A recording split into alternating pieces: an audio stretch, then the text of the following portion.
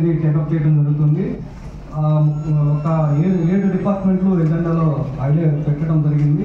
Agriculture, education, health, irrigation, అలాగే Panchayati Raj engineering శాఖ, rural water supply scheme, NREGS, housing.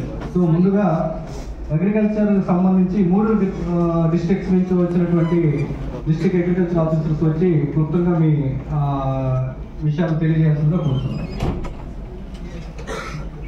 తర్వాత self help groups, MNREGA, ఇలా బిల్డింగ్లు కంటూ స్పెసిఫిక్గా బడ్జెట్లో ఎక్కడా లేదు నాకు తెలిసినంత వరకు కూడా. సెంట్రల్ గవర్నమెంట్ స్కీమ్ చేస్తా, దీనికి ప్రొవిజన్ అంటూ లేదు నాకు తెలిసినంత వరకు.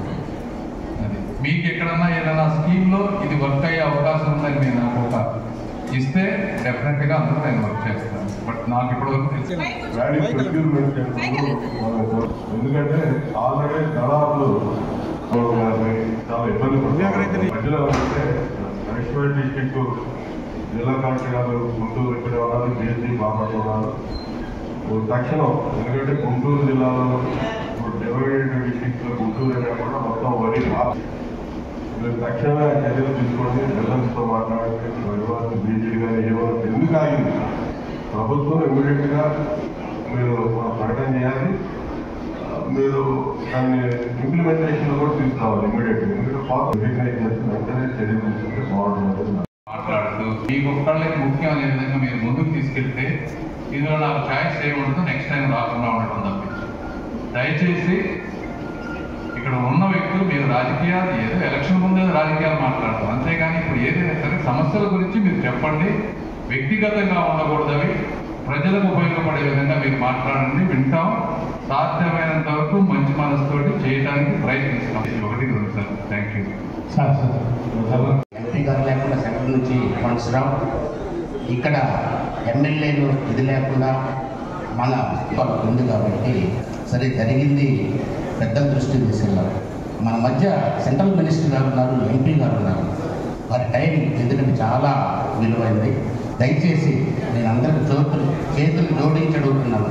ఈరోజు ఇది బిజినెస్ జరిగితే బాగుంటుంది. మళ్ళీ సెంట్రల్ మినిస్టర్ గారి టైం మనకు తెలియదు. ఎందుకంటే వారు వచ్చారంటే మన జిల్లాకి కొన్ని వరాలు వస్తాయనేది నా నమ్మకం. దయచేసి అందరూ కూడా గమనించండి. దయచేసి మాకు తెలియకుండా కూడా ఇచ్చేస్తా ఉన్నారు. మా గౌరవాన్ని నిలబెట్టాలి కదా అని నేను అనుకున్నాను. మేడగారు ఒక్క మాట నన్ను ఒక్క మాట చెప్పటువంటి నేను పదే అడ్డుపట్టడం కూడా మీలాంటి వాళ్ళు కరెక్ట్ కాదు కూడా. అడ్డుపట్ట తప్పటలే నాకు పరిస్థితి ఆ విధంగా ఉంది. దయచేసి ఇకనైనా సరే నేను ఎవరికీ వ్యతిరేకిస్తాం.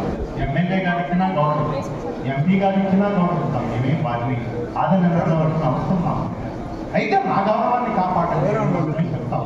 నా గౌరవాన్ని కాపాడాలి. దాదాపుగా 3 సంవత్సరాల కాలంగా నేను 4 అమలు చేస్తా ఉన్నా. మరొక్కసారి నన్ను ఈ విధంగా నిలబెట్టి మాట్లాడితే అవకాశం నాకు అవకాశం ఉంటున్నా.